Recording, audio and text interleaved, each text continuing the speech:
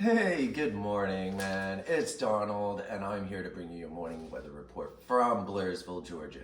Now, this morning, right now, we're looking at 66 degrees Fahrenheit, and we're looking at some overcast in the skies, man, but it's also, you can see some blue sky too, man. So it's gonna be looking like that till around 2 p.m., and then around 2 p.m., we're gonna hit maybe some rain. It's a 56% chance of rain, but we're gonna hit our high point in temps, and it's gonna be right around 80 degrees. And then after that, it's gonna slowly start to get into the high 70s, low 70s, and I believe from what it looks like, we have good possibilities of scattered showers throughout North Georgia today.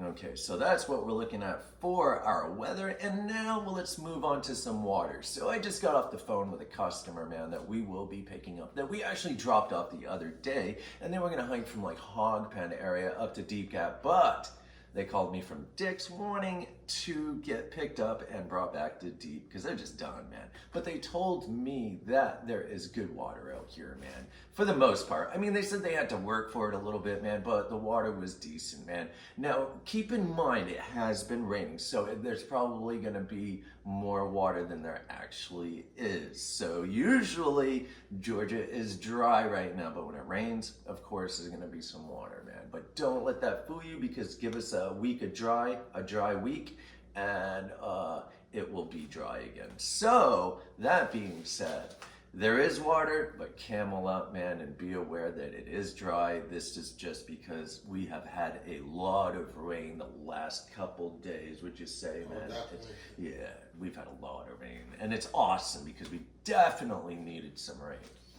Okay, next, they also saw several bears out there, man, and for years, man, there's one bear that's been up by Blue Mountain Shelter, the shelter right before Unicoi Gap, right around mile 50-ish, and so 49-ish, 50-ish, and so there's a mama bear up there with a cub, and so be aware of that. That bear's den is up next to the shelter. That's just a heads up, and they also saw one over by Addis Gap area, so the bear are out right now, and you know, just be aware of that, guys.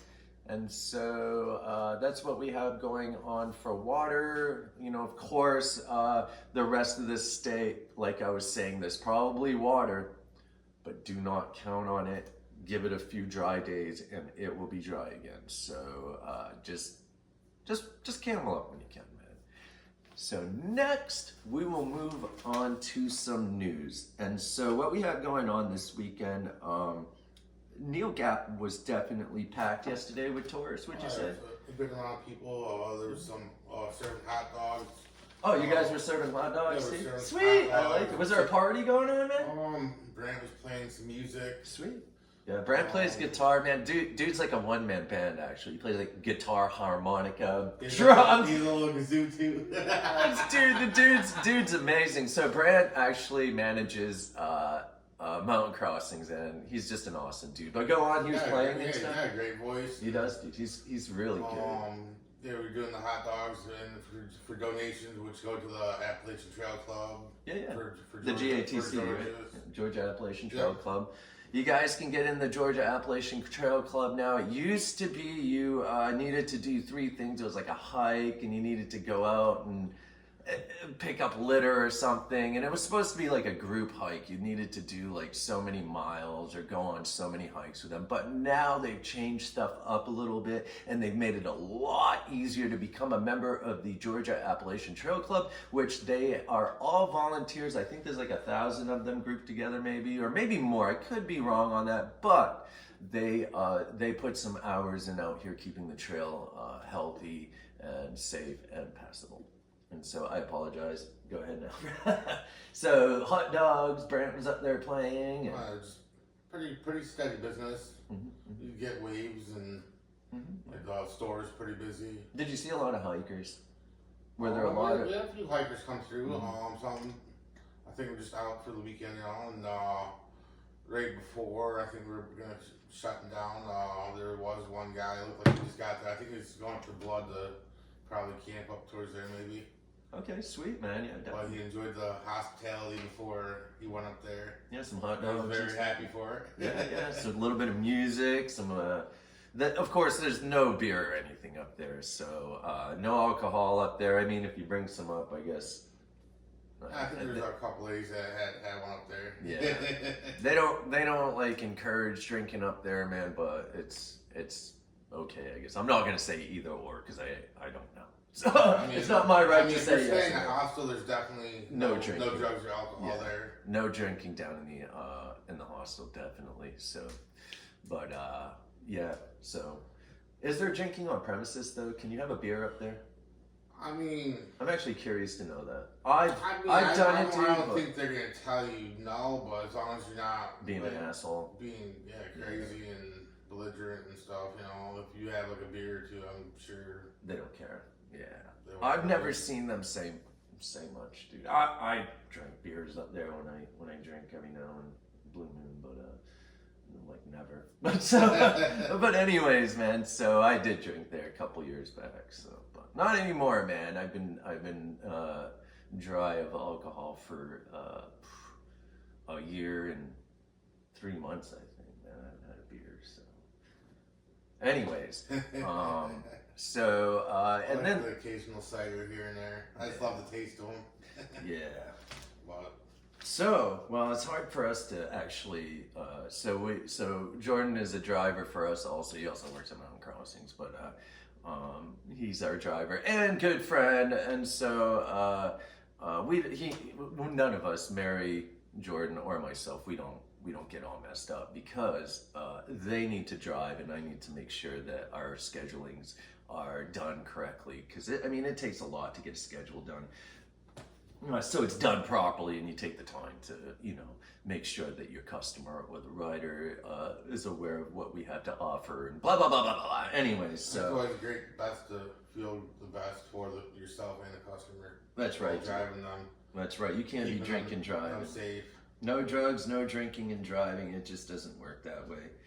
We don't even do it after work because we're always on call, really. Like the customers we're going to be picking up at Dix Creek are actually they're riders that we dropped off, so we're here to pick them up. Also, they call, we run, so it doesn't matter what time it is. Okay, and so our next piece of news is the hornet's nest, or yellow jacket's nest, that is actually about 3/10 of a mile heading southbound from Neel Gap heading up Blood Mountain. There is a nest of yellow jackets there, and they are definitely hitting people. And yesterday we had a phone call from Craig, Misty Mountain Craig. He works up there, also asking us to come up and pick up 3 ladies. One of them had been hit by the yellow jackets, and she was stung about 100 times. Holy crap. 100 times, bro. 100 plus times. And so I just added the plus in. But she definitely said 100 times, man. Wow.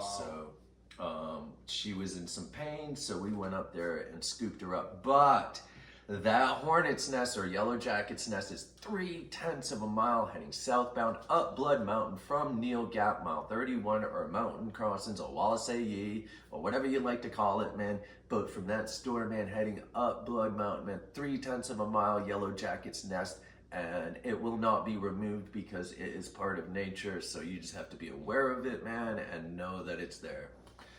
Okay, let's see what else we got going on. Oh, and one more thing. And so the Byron Reese Trailhead, there is a 7/10 of there's a trail that leads from the parking area to the AT where it intersects about a mile up from Neel Gap, so around mile 30-ish. The Byron Reese meets up with the Appalachian Trail right there. They are actually working on or thinking about moving it, I believe. This is something I heard through the grapevine. I think Just Bill gave me a heads up on it, but they're going to be moving that trail maybe further down or something, man, or going up and around, because when you get about halfway up that trail, the Trailhead Trail, there is a rocky incline, and people are falling down off that and getting hurt, man. So they are now moving that, because of the accidents that happened there, and they're just trying to do something to stop that.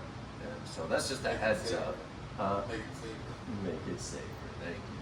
So the GATC will be doing that. And so when they do something like that, the GATC has to touch base with like the USFS and the ATC, blah blah blah blah, because like they control or they can do anything from 5 feet on each side of the trail, man, from middle trail, and then or it's 5 or 10 feet. I think it's 5 feet, and then anything after that is 200 feet from that 5 feet mid trail. The corridor itself, the path, they can do what they want there. But after that 5 feet, they have to go and talk to the USFS and talk to them about what they want to do, if they want to cut a tree down or move like a rock or something, or yada yada yada. I have a video on it actually, and so one of my friends, man, Rick Diggs, actually does a lot of trail maintenance out here, and he kind of oversees the trail maintenance in the trail here in Georgia. So I went out with him a couple times, and you know, just to get an idea on how the trail stays safe and passable. And he explained to me, you know, a little bit of what was going on, and you know, that is some information that I got right there. Is that, you know, they have to talk to USFS to be able to do anything outside of that 5 foot mid trail area. So yeah, so anyways, man, they should be moving that, and also anything that touches the AT, any vein like the Duncan Ridge or anything that touches it, any trailhead trail that touches the AT, they also maintain.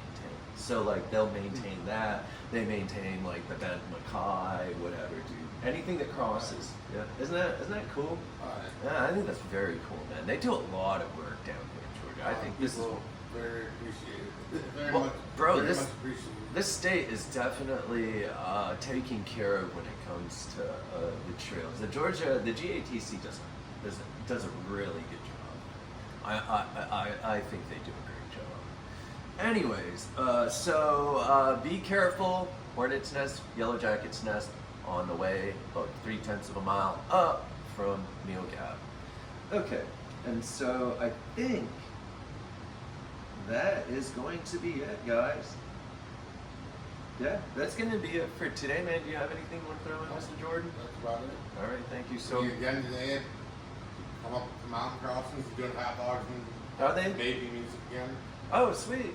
Well, it's Jordan and I probably gonna make our way up to Neel Gap also. I want to do a video up there and stuff, man. We got some ideas going on. We're just trying to get them into play, man. It's tough when there's so much going on in life, man. So, but this is definitely gonna happen, man. We got a bunch of ideas we're doing, so, or yeah, we'll be putting them into play slowly but surely.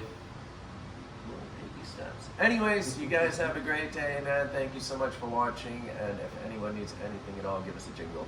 One love. Peace.